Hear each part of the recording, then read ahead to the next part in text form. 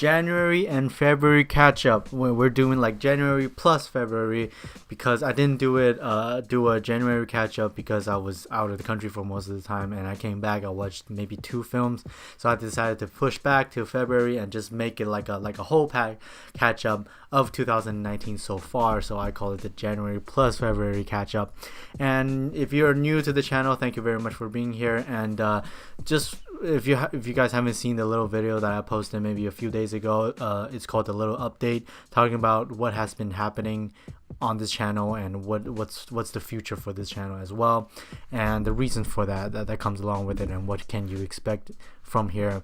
And it's a really quick video, maybe like 4 minutes. Go check it out, and then you know what is going on. So if you're new here, you don't know the purpose or the concept of the show that I do monthly is that every month that I do like a catch-up video, wrapping up everything that I watch in that particular month, and then I categorize them into 4 categories: play it, stream it, go to the theater, and must watch. I do it as objectively as possible, and as I always said, it's subjectively objective. Just because I put a film in the streaming list, just because I put a film in a go to the theater or play it list, doesn't mean that one is better than the other. I just feel like if you want to enjoy this film, it's probably the best to just enjoy it in a theater or enjoy it at home, of course. And this video will lead up to the must watch, which are the best regardless where you watch it. You just have to watch them. So without further ado, let's just jump into it. Starting with the playlist. I call it the playlist because I think it's best to enjoy these films at home while you're doing something else. So I think you can go maybe get a cup of water, or I don't know, go to the restroom for missing that 1 scene or 2 scenes. It doesn't really matter because the story there are scenes in there that just don't serve the story as much, and you can really just miss a lot of things in there and still get everything down because it doesn't really matter. And this month I only have one. It's called The King of Thieves. It's a UK film. Nobody saw it. Somehow it was in Taiwan at the time, so I saw it. This is the perfect I'm gonna retire film for all the actors involved, and that's pretty much it. They're not really trying anymore. They're just trying to get their paycheck, and I think that's about it. It's about this group of elderly people coming together to pull off this heist, get some money, and then we just have these characters trying to get more money than the other character, and they're building and building and building to see who gets the most. I just thought King of Thieves is so boring in a way. I don't really care about anything about it, especially the performances are so stiff. You can tell that these people are just on set and trying to get the scene done and go home, and you don't really feel the passion behind it. I feel like this is the perfect January film from maybe like a foreign country, not out of US. It is from UK, and this is the perfect January film for that. I don't have a lot of things to say about it. Let's just move on to the streaming list. For these 2 months, there are a lot of things on the streaming list. Like there's 2, 4, 6, 8, 10, 11. There are 11 on the streaming list, so we're gonna burn through it. This list is called the streaming list because I think these are the films or shows that you should enjoy it at home. You can perfectly enjoy it at home and focus while you're doing it. Of course, that's why it's probably better than the playlist. But anyway, first one being Serenity. Critics and the people hated this movie because of, I don't know, I'm not really sure. I haven't read any reviews or anything, but I just look up the Rotten Tomatoes score and audience score. They're not really good. They're pretty bad, actually. I would say this though, I appreciate this film for what it's trying to do, right? It's trying to reach so high of a point that it loses a lot of stuff, but I can appreciate the film for how much balls it has to pull that off. This movie is about this fisherman whose ex-wife just reappears out of nowhere and trying to ask him to kill her now husband, who has been abusing her and her son. And then it just escalate until that 3rd act hit. There's this whole twist ending that it might make the movie for you, or it might just ruin it for you. I thought it neither made nor ruined the film for me. I thought, I can at least respect them for doing that. The twist thing, you either like it or you don't. I don't really have an opinion on that. I just thought that it's cool. They're trying to pull that off. But at the same time, everything that is leading up to that thing, to that twist that everyone was looking for, it's kind of flat, and there are some directorial decision in there is just so cringy. It just feels like a straight to DVD or straight to VOD film at times when it comes to directing. And I thought the performances are okay. You know, it's Matthew McConaughey, Anne Hathaway, Jason Clarke. They're all fine. It just, I think the film, how it looked and how it was directed at times feels so cheap. And then that twist ending hit. And then some people really checked out by that time. But I appreciate Serenity for what it is. I would say stream it at home, see for yourself, and then maybe you can inspire you to think of something else. I don't know. I think it's a good stream it. Next one being Co-Pursuit. This film was weird. I did not expect what I got. It's about this revenge tale basically with Liam Neeson in it, and that's everything you need to know. What really surprised me in this film is how it's the humor, because I don't watch trailers, so I really don't know what to expect going into films and shows and whatnot. And then it just, at the beginning, it felt like cringe. It felt like bad writing. But as the movie progresses, I quickly realizes that the filmmakers are actually going for that kind of weird, cringy humor, dark humor. There are jokes in it implemented here and there that I don't really even realize there was a joke until the joke was delivered, and then we cut to the next scene, and then I thought about, okay, the previous scene was a joke. Am I supposed to be laughing? It's this weird tone-ish film that I don't really know how to explain. But I would say that the antagonist in this film is basically a cartoon character that is so over the top. And I don't know if they're going for that over-the-top feel, but it's so cartoonish. You can take it and then just accept it for what it is. But at the same time, Cold Pursuit is something that it feels like a Fargo. It really feels like a Coen Brothers movie with Liam Neeson in it. Next one is Escape Room. I heard a lot of people talking about this one. What this movie is about is literally an escape room. It's not like cracking codes and trying to get out. It's, if you don't crack the codes, you die. And that's the escape room, and all these people in there trying to figure out why they're all here and what their similarities. It really feels like, you know, Saw. I am a big fan of claustrophobic thriller. I'm a big sucker for that. This is like a straight to DVD or VOD. There are a lot of it in the streaming list this month. Because of that ending. The ending really feels so cliche. You've seen it 1,000 miles away, and it doesn't surprise you anymore. And of course, that third act, if you have seen this film, you know what I'm talking about, is so cringeworthy. I don't know, they're poking fun of themselves. There's this weird warping thing that you see people do on YouTube, and they basically took that and put it in the film. It's supposed to be trippy, but it just turned out as funny. And of course, the best room in the entire film was this this pub room where everything is upside down. And some of the actress involved in that room, I don't really know her name. She really, really delivers her performance, and she gave it her best. And that's probably the highlights of the entire film. Escape Room, I think if you want to just, you know, turn off your brain at home, go, you know, sure, go watch it, you know. Next one being Greta. I just watched this film 5 days ago, by like the last day of February. This film is about this mundane girl who's in Manhattan, and she sees this purse being left on the subway, and she's trying to track the owner down with the IDs and everything, and then they become friends, and she quickly realizes that this Greta character is actually something else. It's not what she seems to be. That she's not as friendly as she is. She's fucking insane. That's basically what this movie is.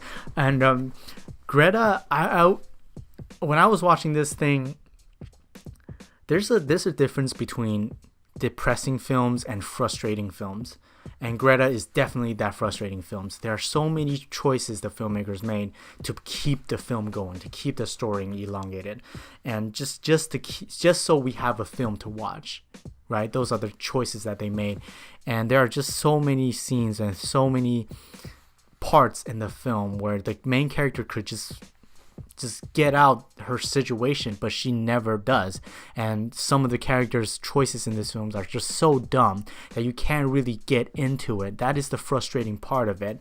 Some films are depressing. Those are the films that I think the filmmakers are going for, that, you know, there are no hopes for mankind or characters or whatever they're trying to say. It becomes really, really frustrating when I was watching Greta, and it's not good. It's not good. Chloe Grace Moretz in this one, there are some scenes where she's a little bit stiff, but I thought she has a bright future if she keeps this up. And after the miseducation of Cameron Post, which I consider her best performance, she definitely has some range, and she definitely showed that in Greta, even though some of the scenes are a little bit stiff. And the performances are all pretty great, and some of the characters are just kind of abandoned. Some of the storyline that you don't really care about. They're trying to three-dimensionalize, is that even a word?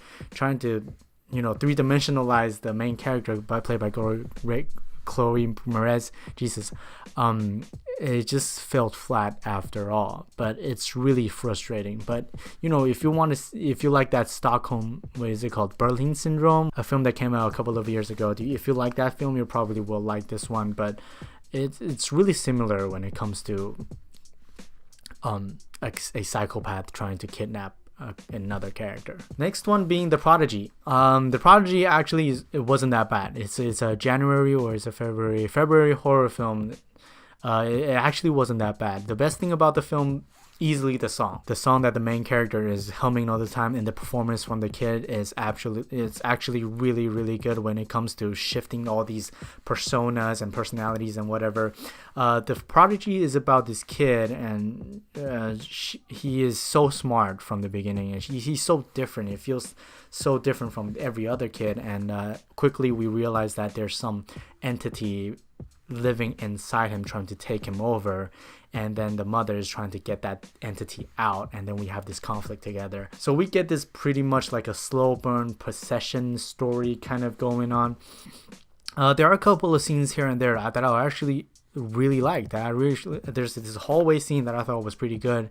The song was easily the best, and then by the end of the film there's this bait and switch where you thought, oh, the ending is that, but then it turns out is that, which I don't like it as much. But, you know, I would say this for like an early in the year horror film, The Prodigy isn't that bad. Next one being The Upside. I actually really enjoyed this movie for what it is, and I really want to see more Kevin Hart being in some more serious role like this one. It's about this true story about this ex-convict having this weird friendship with a millionaire, and then, you know, I'm not going to go for that you have to stick with the true story like Green Book controversy or the Bohemian Rhapsody controversies. But The Upside is that I would say family film. I don't know, but it's funny.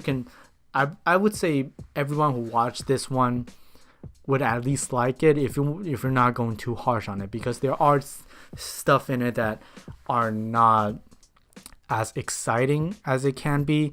But The Upside is just that, you know, that feel good movie. You watch it, you feel happy about it, and that's exactly what it does. So I would say wait for it, stream it, have a good time, and have a good laugh. Next one, we have Velvet Buzzsaw. I was actually really hyped for this one, not just because the director directed Nightcrawler with Jake Gyllenhaal in it, so their collaboration continues with the Velvet Buzzsaw. It's on Netflix. If you want to see it, you can see it right now. It's weird. Velvet Buzzsaw was so weird. It's this weird movie. It's about this artist who just died, and his dying wish was to not let anybody sell his art. And then some girl just took his art anyway and then starts selling it, and these art starts to haunt these people who's touching those art or selling those arts or whatever. It's really, really weird and really trippy. But what really caught my eye is really the approach to art, right? There's this one scene where this character mistakes a pile of garbage for art. And that said so much. Everything that I wanted to say about things that are happening almost today in that one scene. it's really trippy, but at the same time, you can't really attach yourself with the film. It feels like you're watching this film from a third perspective, whereas most of the films where you feel like you're into the story, like you're following the main character. In Velvet Buzzsaw, it just feels like you're watching from overhead, watching these things happening where you don't feel so involved to it. But I think the best thing about the thing is it's just the approach to art, what it represents in people's minds, and mostly what it turned out to be in this modern day and age. So Velvet Buzzsaw is not as good as Nightcrawler, of course, but go see it. You know, it's weird. If you want to explore some aspect of art, check this one out. Next one being Glass. I watched this thing once. I did not like it. I will probably change my mind when I watch it the second time or the third time, but the first time watching it it's kind of disappointing because there's two choices the M. Night Shyamalan made in that third act, in that ending. I would say I like half of it. I like what it leaves off, but there are choices on the other half. I'm not gonna spoil anything, but it just feels so underwhelming for this whole trilogy thing, and you expect this whole battle thing going on. It never really happened, and there's this third party coming in trying to confuse them with ideas and faith and whatever. It's this psychological thriller that is so contained. You feel so trapped in this facility with these characters. It soon bored you out. I would say the second act is really slow burn. You're sitting there waiting for anything to happen, but it just gives you scene after scene of James McAvoy's great acting. You know, that's pretty much it. They're these characters trying to get out, or scenes with James McAvoy with different personalities and stuff. It doesn't really progress the story in a way. It slows down quite a bit. It's a 2-hour film. It feels so much longer. This film really can be shortened to 1 hour and 40 minutes, but at the same time, they're really going for that slow burn psychological thriller. So, which I can't really complain about. Even though I was really caution walking into this one, I still feel a little bit disappointed. I'll probably change my mind after the second viewing or the third viewing or whatnot, but right now I would say if you missed it in theater, just happened to miss it in theater, stream it, you know, just wait for it. Next one being Isn't It Romantic? Isn't it romantic? Isn't it romantic without a question mark? This film was crazy. This film was kind of crazy. It stars Rebel Wilson. It's about this this rom-com, almost this romantic comedy trying to poke fun of romantic comedy by being a romantic comedy. That's Isn't It Romantic? So this main character who gets trapped in this role where everything works like a rom-com, like a cliche rom-com. We have that gay friend, we have the attractive boyfriend, we have another guy who's trying to get the girl. Everything that you would expect in a cliche rom-com, this film pokes fun of. And I enjoyed this film on that level, right? There's this scene where the main character just throws a bunch of pebbles on the ground and just magically lines up to this phone number that she can push right on demand. Like, that's the humor that we're dealing with it. And we end with a dance scene with like breaking the fourth wall, repetition. And I think enjoy this movie on that comedy level, right? If you walk into this movie expecting some really well-written characters or whatever, you're not gonna get that. It's a rom-com making fun of rom-com by being a rom-com. It's kind of meta, and I like it for it. The last two on this list, we have two shows. It's called Kingdom. The first one is called Kingdom Season 1. It's the first Korean drama. I think is the first Korean drama show on Netflix. It's on Netflix. You can go check it out. It's pretty short. You can pretty much finish it in one sitting. And it's about this the genre is martial art and with zombies in it, but it's Korean and this crazy shit happened. I would say the storytelling, it could be a lot better, right? But the visuals is fucking insane. Like, I love the lighting, I love the cinematography and how everything was shot and how everything looked and the visual standpoint. But what it really lacks is really the storytelling. I really wish that maybe the show can be longer, be lengthened when it comes to episodes, but shortened when it comes to episodes. Wait, does that even make sense? So the Kingdom is almost, I would say, 50 minutes per episode. I wish they would just make more episodes, but shorter ones. So maybe 45-minute, 40-minute episodes, but more episodes in a season. And I think that keeps the story going and flowing. It makes it flow better. There are so many, I would say almost every single episode in the last 10 minutes I thought, okay, this episode is probably gonna end, and then there's this 10 extra minute that's coming, and it just doesn't flow as much. It kind of loses the interest on the viewer, especially when you're on Netflix. What your goal is to keep the audience there as much time as possible. And I thought the flow of Kingdom, the first season, is just a little bit off, but definitely go watch it. There's visuals is fucking insane, and I really liked it for that. The last one on the streaming list is Russian Doll season 1. I don't know what's with the multiverse that Hollywood has been pulling off with the Spider-Verse, Before I Fall, Happy Death Day to You, Happy Death Day to You too, to you, whatever, you know, all these dying and waking up, dying and waking up, dying and waking up stories that we've seen a lot of times. Russian Doll, I feel like it's just another one of them, right? But it's the approach is a little bit different. I still haven't done my research on it. I would definitely make a video on all these multiverse kind of films and talk about them. Russian Doll is that. It's just a character who dies and wakes up, dies, wakes up, dies, wakes up, and she quickly discovers maybe she's not the only one that is suffering from this thing, and how they can figure it out and get out of this loop. And yeah, it's definitely interesting, and you'll see it. The next list we have Go to the Theater. This is a list that I made for the films that I think you should go enjoy in the theater, because it's just better to watch it on the big screen, and maybe watch in IMAX, Dolby, whatever. These are the films that I think you should go to the theater for, because you can probably best enjoy them that way. The first one being Alita Battle Angel. I'm not a big fan of Alita. The story, like the story world, is so confusing. I don't get it, especially with James Cameron with the writing, and I probably expected too much from it, but the story seems so fuzzy to me. There's a lot of things that are not explained, and there are so many characters in it that just don't work together. There, Jennifer, what's her name? Jennifer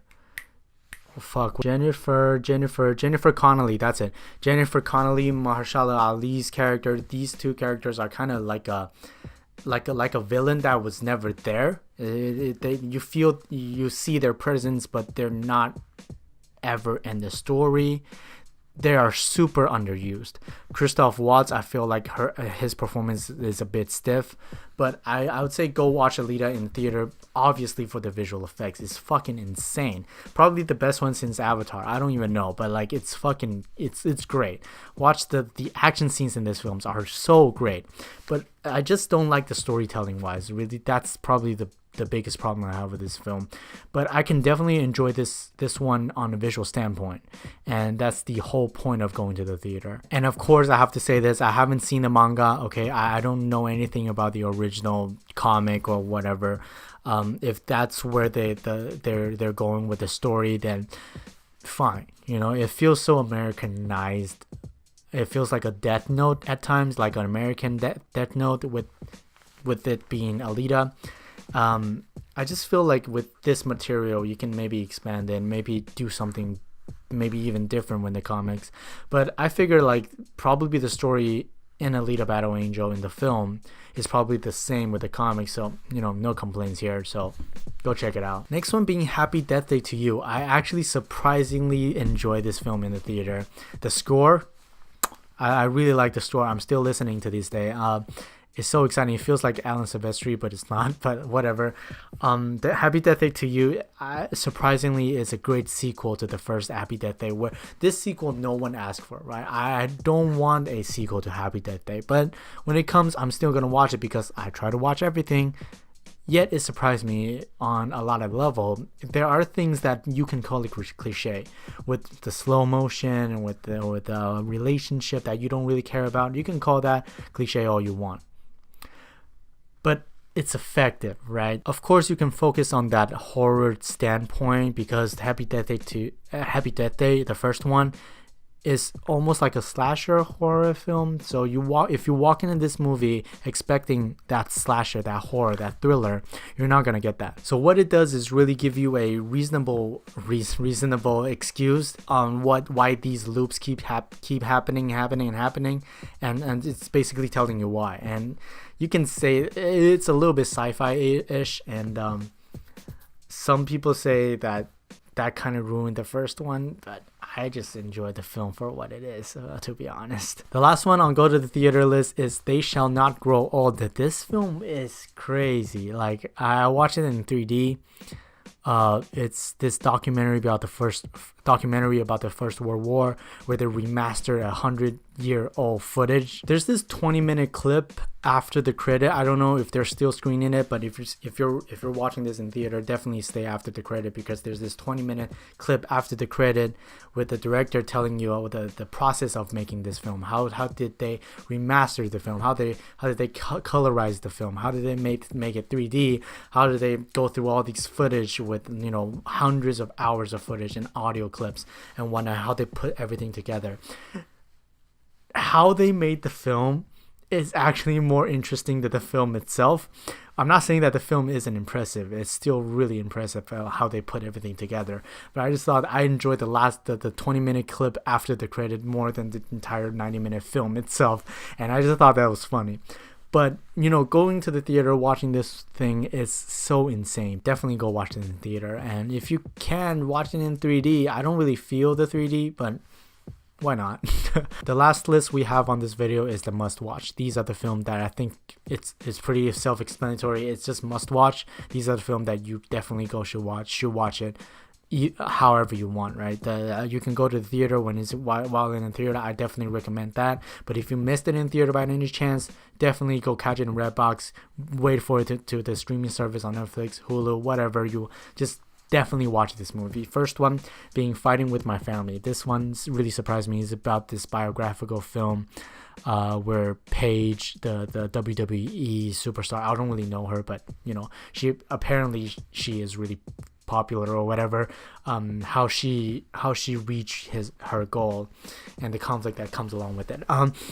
The best thing about the film is really the main character and her dynamic with her brother, because something really terrible happened in the first act, and that the brother character is really not happy about it, and we have this conflict. They're pretty much butt-heading with each other for the entire film. And of course we have that turnaround and everything when it comes to biographical film. When you're watching Fighting with My Family, it really feels like they clean up everything. There's no way that the true story of this story actually happened that conveniently, that clean. They have to clean everything up so it fits with the dramatic structure. It works. It absolutely worked. Do I care? No. We still got a pretty good, really inspiring story. It's also really, really funny. Nick Frost in this film is absolutely hilarious, and just go watch it. It's every once in a while we get this type of story where it's so small. It tells such a simple story, but it reaches so many hearts out there. Every once in a while we get a film like this. Fighting with My Family is that, and definitely go watch it. Get some inspiration going, and it's just a feel-good movie that you feel so satisfied walking out of the theater. Definitely go watch this one. The last one on this list and last one on the video is How to Train Your Dragon: The Hidden World, or How to Train Your Dragon 3. This film, it did a turnaround for me, because it almost got to the point where I say, okay, this is a go to the theater film, and then some of the scenes happen in the third act. It's just, okay, this is a must watch. It goes full circle to the first one, completing the trilogy. Definitely the weakest part of these How to Train Your Dragon 2, especially 2 and 3, is the antagonists, because they're just probably this power hungry villain who's trying to kill dragon or capture dragons, and that's about it. What makes the first How to Train Your Dragon film so good is the antagonist is his own father, and that's what makes the film. The film is as good as the antagonist. The first one, we have a good antagonist. The second one, the third one just felt kind of weak at that point. Some of the best scenes in this film really saved the film for me. There's this one scene where they're by the beach and we just see Toothless trying to impress this light fairy in any way possible. It just, this entire scene, there's no dialogue, just score, just all visual storytelling, and it's so beautiful. Yes, it slows down the pace. Yes, it doesn't serve anything to the story, but I'm so immersed to that story world. I'm so immersed to Toothless and what the filmmakers are doing with directional wise with this scene. I'm so invested. And also there's this one scene, I would say that one single shot that saved the film for me is this close-up. I'm not gonna spoil it. Is this close-up of a hand, and then it turns into slow-mo for that split second.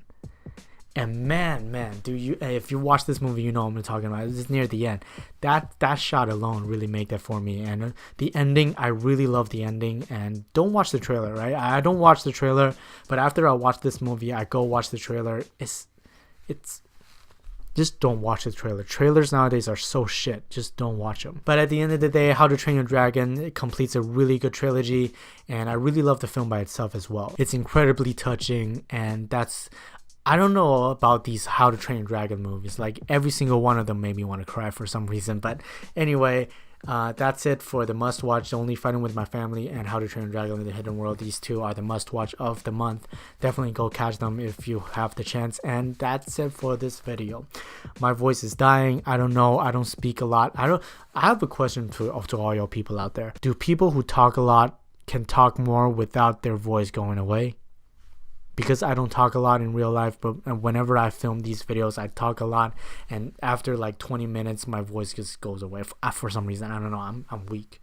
I need to practice. Okay. Anyway, thank you for watching this video. Definitely tell me in the comments what you think of the video and this list, and what did I miss? What did I miss? Tell me in the comments as well. And thank you for watching. I'll see you in March catch up by the end of March, and I'll see you next time. Bye.